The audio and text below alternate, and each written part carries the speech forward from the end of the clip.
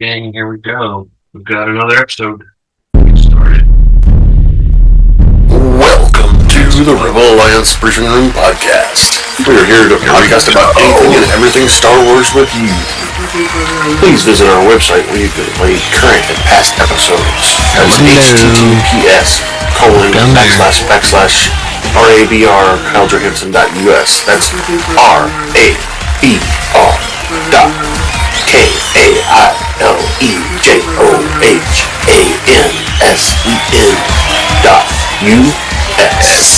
On the left-hand side is a navigation menu.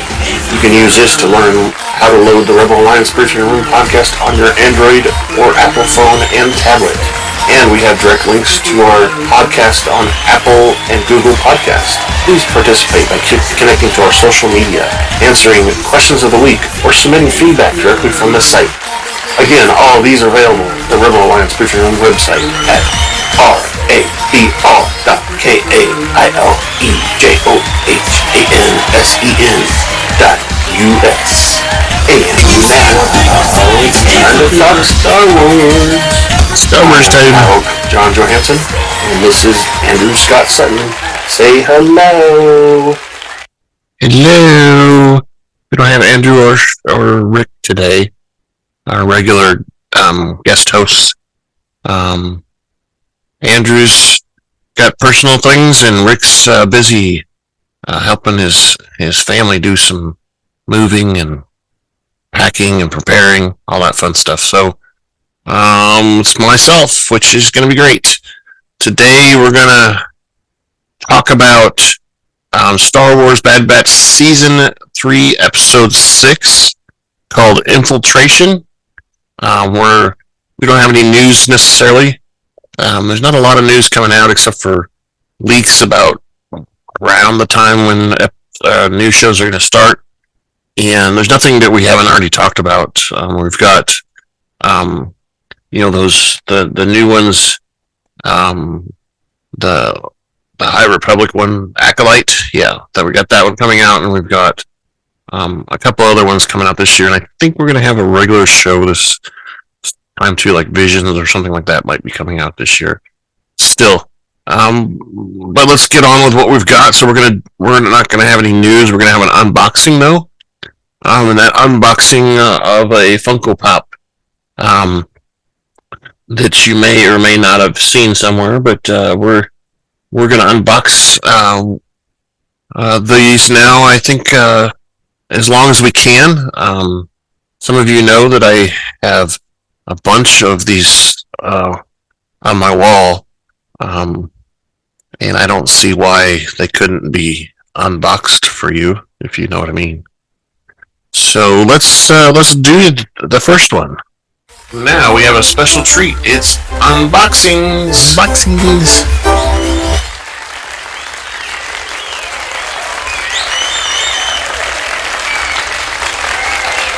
So all right. Everybody's excited.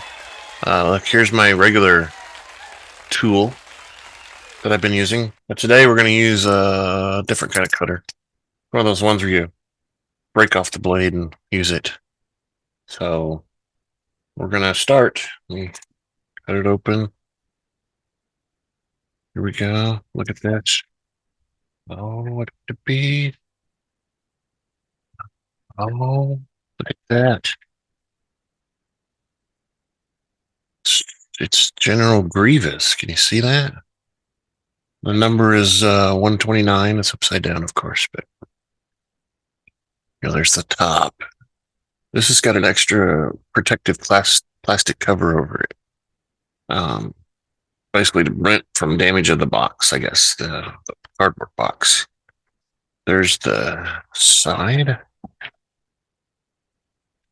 it say? Okay, this is pop. Okay, there we go. Let me get the box out.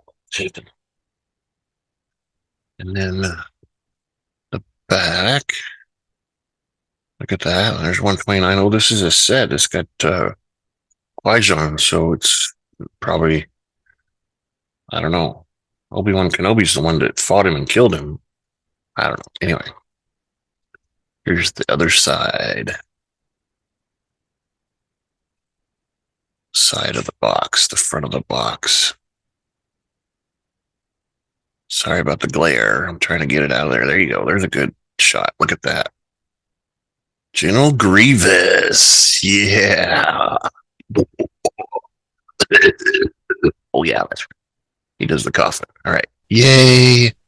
Unboxing. All right. That was great. Great unboxing. We really enjoy those. Let's get right into the cast and directors and everything of the show that we're reviewing today. Oh, which reminds me, we need to do a spoiler alert.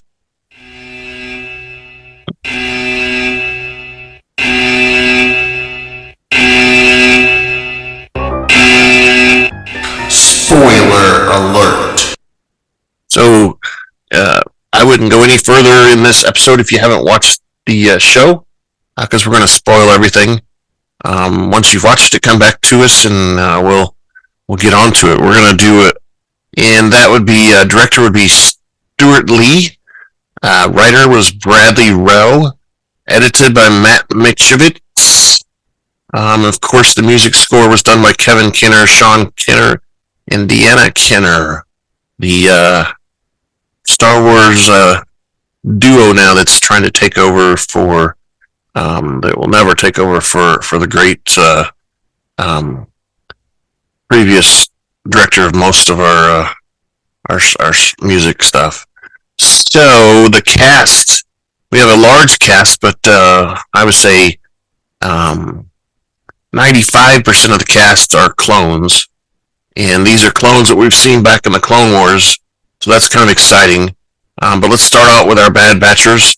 We've got Hunter, Wrecker, Echo, Crosshair, all done by D. Bradley Baker. We have Captain Rex, some random clone troopers that we don't have names for. Clone Trooper X, which is, the guy with the blue face shield thing going on. And also, no, Trooper X is the guy that's kind of in a black and gray outfit. His helmets and everything. It looks a lot like the outfit that Crosshair wears, but it's kind of no colors or anything. It's just all black and gray. Commander Scorch is the one with the blue visor thing going on. And then we have Fireball, Howser, Lieutenant Hilo, Greer, and Samson, and then, of course, Batcher, still all done by D. Bradley Baker. He had to do lots of voiceover for this episode, I guess. And then Omega was there with Michelle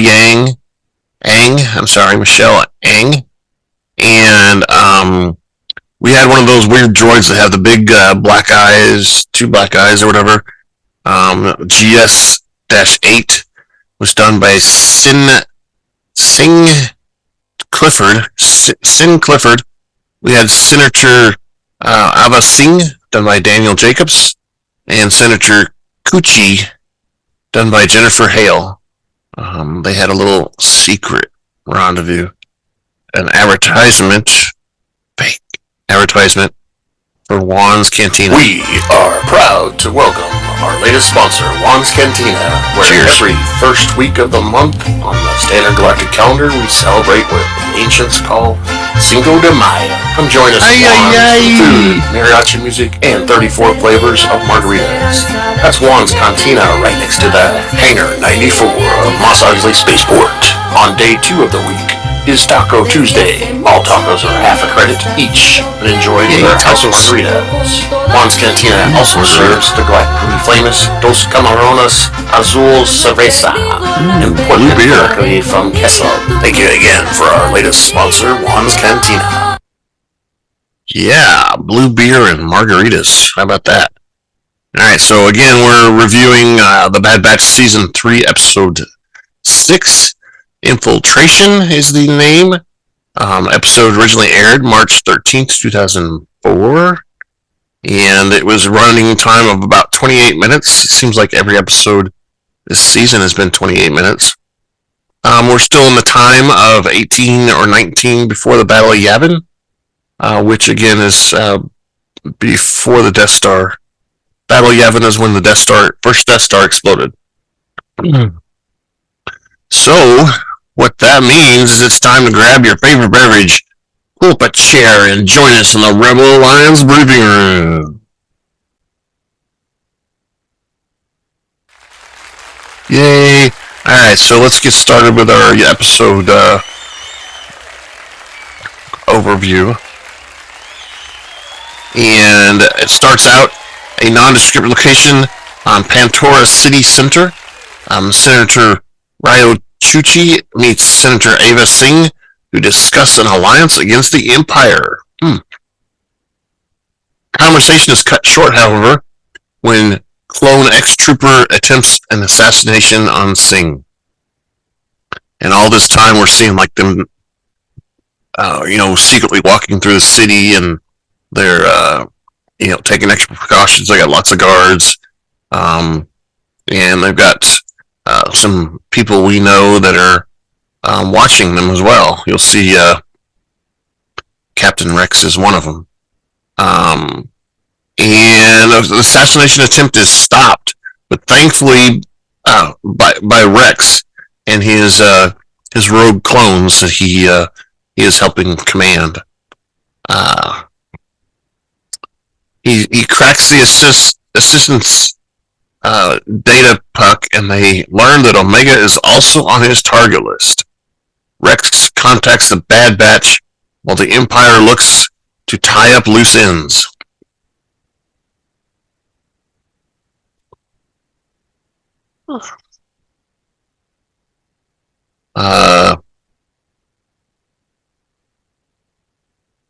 Okay, so that was the description that I didn't want to read.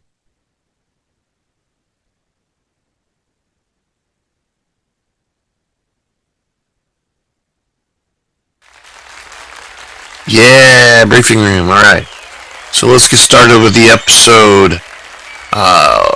The door opens with a former clone trooper, Rex, escorting the fugitive separatist Senator Avi Singh and his RA-7 protocol droid GS-8 to a safe house through the streets of the city at night. GS-8 is unsure about the safe house, but Singh replies that they are not safe anywhere anyway. Another former clone trooper, Howser, keeps watch from the balcony and corresponds with Greer, who confirms the interior is secure. They are being watched by a clone assassin CX-1 from a high tower. Rex brings Singh and GS-8 inside the parlor for a secret meeting with Imperial Senator Ryo Chuchi. Despite fighting on opposite sides during the Clone Wars, the two senators have met to discuss the growing dissent among the Emperor Palpatine throughout his former Galactic Republic and Confederacy worlds. Singh warns that since they are not unifying leaders on their side, they need to be cautious. Chuchi says the Empire is acting cautious due to public opinion, and Singh counters that such limitations have not stopped the Empire from occupying planets, including his homeworld of Raxus. Singh is still determined to do anything for his homeworld and asks Chuchi what she is suggesting. Meanwhile, CX-1 navigates through the tunnels and climbs out the manhole that leads to the parlor. He surprises and chokes Greer with his blaster. Unable to contact Greer, Howser contacts Rex to tell him that they need to check the kitchen. Rex warns the patrons that there is an intruder. Dun, dun, dun. The assassin throws a bomb at the senators, but Rex tosses it out the window in their room, causing an explosion that blows a hole in the wall. Rex and Howser pursue the assailant underground. CX-1 uses the tunnels to flee the southern maintenance tower. The assassin manages to slow down his pursuers by damaging a gas tunnel, but is stunned at the top of the maintenance tower by another former clone trooper who identifies him as a shadow they keep running into. Rex and his former clone comrades travel onto a shuttle through hyperspace with CX-1. Rex advises Senator Chuchi to keep a low profile. Rex and Howser discuss an object they recovered from their prisoner. Rex tells Howser to make arrangements for Fireball to examine the object at base camp, which turns out to be a ruined Bumar Order masonry monastery on the planet of Teth. At the base camp, Fireball explains the object was an electro capsule implanted in the assassin's teeth.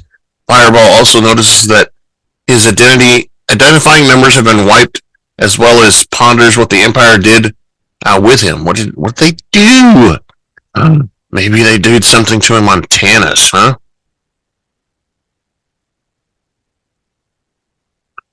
Anyway,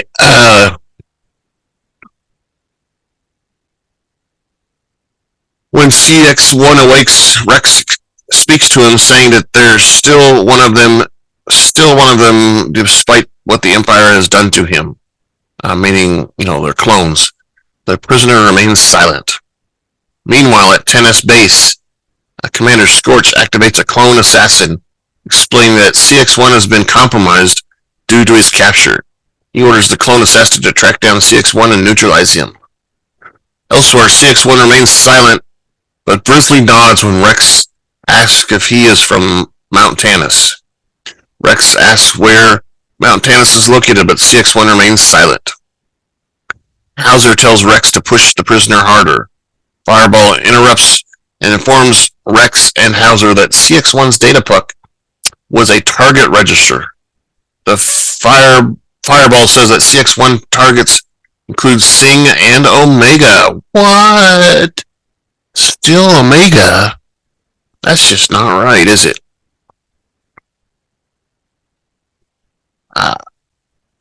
Rex orders Fireball to contact Echo and Hunter immediately. Quickly! Howser thinks that the Bad Batch can help, but Rex is unwilling to get them involved. However, Howser thinks that Crosshair can help them and believes that CX-1 can help reveal Tanis' location. While the Bad Batch travels aboard the Remora through hyperspace, Echo tells Hunter that he is taking them to a secret base. When Hunter asks about the rendezvous with Greer, Echo replies that he will pick him up after dropping the rest of the team off at the base. Echo is unable to explain why Rex wants to see them, but says it's extremely important. Important. The Bad Batch meet up with Rex in the Clone Underground. The Bad Batch disembarks outside Rex's base on Teeth, where they are greeted by Rex and Howser. Rex is pleased to see Omega, but Howser is unhappy to see Crosshair. You traitor. Whom he still has unfinished business with on Ryloth. Because apparently Crosshair killed some of his comrades on Ryloth. Rex reassures Howser that Crosshair is now on their side. Before leaving, Echo hands Omega an energy crossbow, which he obtained from some interesting contacts in the galaxy. He tells Echo that he won't be long and tells her to keep the others in line jokingly. Keep them in line. Meanwhile, the clone assassin lands his starship in the nearby forest on Teth and disembarks his ship. He follows CX-1's implanted beacon into the base. Rex introduces the other members of the Clone Underground and tells the Bad Batch of his plan to rescue their clone brothers from Tanis base. Rex tells Hunter that he recovered a target list from the Imperial operative that includes Omega. Crosshair says that Omega is a target because she escaped Imperial custody. When Howser asks Crosshair why he is not on the list, Crosshair thinks it's because he is not important. When Howser accuses Crosshair of being a traitor, Hunter warns him to back down. Howser questions whether Crosshair was a captive and his assassins that he doesn't know the base's location. Crosshair responds that he is telling the truth. Crosshair says that he is broken with the Empire, but Howser does not believe him. When Omega enters the room with Batcher and Wrecker, Crosshair tells her that the Empire is targeting her again. And Wrecker says, "That's not a surprise." When Wrecker asks Omega why the Empire is interested in her, Omega explains that the Empire is using her as a hostage to force Nalisay to cooperate. Omega adds that Nalisay is working on a project involving M-Count. She is unaware about the purpose of the project, but explains that they were taking blood samples from all clone prisoners, including her. Rex has heard about M-Counts, but is unsure what it is about. Rex asks Omega to tell her more. The clone assassin climbs above the mountain where Rex's base is situated and plants remote-controlled explosives on several ships and structures. Omega tells Rex that there are more clone prisoners on the base, and Rex promises to get them out. Fireball serves a meal, yummy, which is based on Gregor's recipe with some spicy modifications. Before they settle down for the meal, Crosshair reveals that not all of the clones on Tanis are prisoners, and that some are still loyal to the Empire. He explains that there's a special clone division who are trained as specialized operatives and initiated into a deep cover program run by Dr. Royce Hemlock only. He explains that their identities are erased and that they are reconditioned. A few who survived the program came out different. When Howser asks Crosshair how he knows so much about the program, Crosshair explains that the Imperials tried to make him into one of those deep cover clones. Crosshair failed the program since being defective is in his nature. Hunter recalls they encountered one of those clone operatives on Coruscant earlier. When Hunter asks what Rex is keeping from them, Rex explains that they've captured a clone assassin. Crosshair expresses more surprise to learn that the clone assassin is a prisoner and warns that the Empire tracks their operatives. When Howser responds that they have scanned the prisoner, Crosshair warns that the Empire is using a special kind of tracker that can elude their scanners. He warns them not to underestimate Hemlock, as he's smarter than the average bear. Meanwhile, the second clone assassin infiltrates the base, moving past Omega and Wrecker into the mess hall. The assassin sights Omega and considers targeting her from before changing his mind. Batcher senses movement, but Omega thinks he's hungry and gives him her bowl. Outside the base, the clone assassin informs Scorch that Omega is present on the base with a group of rogue clones. Scorch orders the assassin to send the coordinates and prepare for a recovery strike team. He then issues orders for the girl to be taken alive. Do not kill. Alive. The Bad Batch and Rex confront CX-1, who recognizes Crosshair.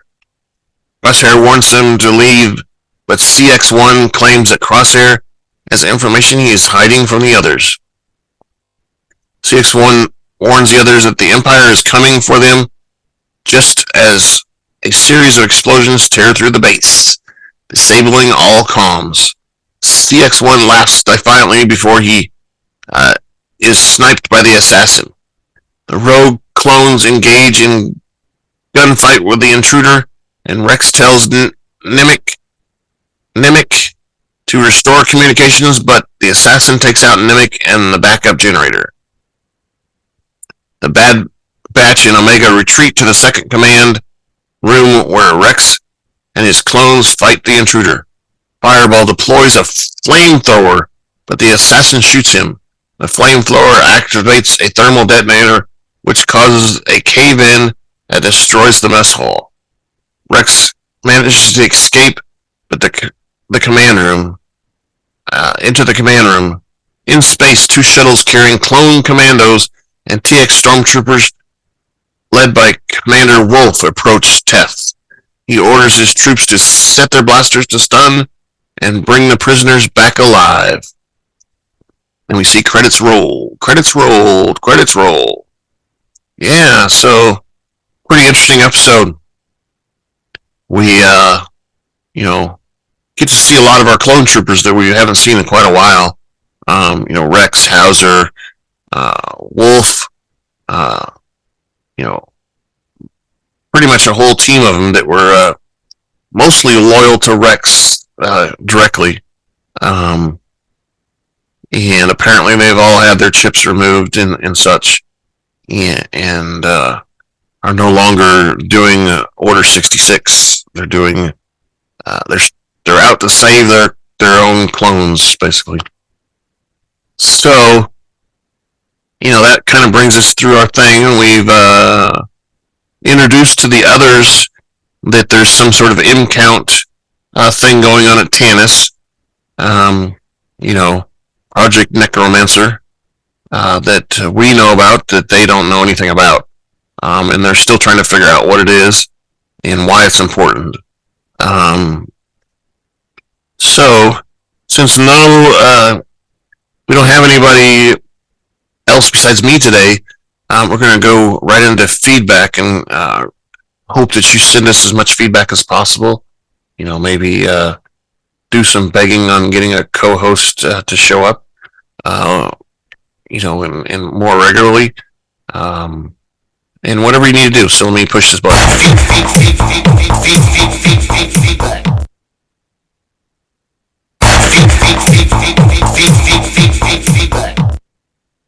That's right. You can send us feedback at feedback@kylejohansson.us. That's our email address. If you want to do a video, you can record it and attach it and send it. Just make sure it's not too big, because I think you'll get, if it's such a big size, it'll get blocked.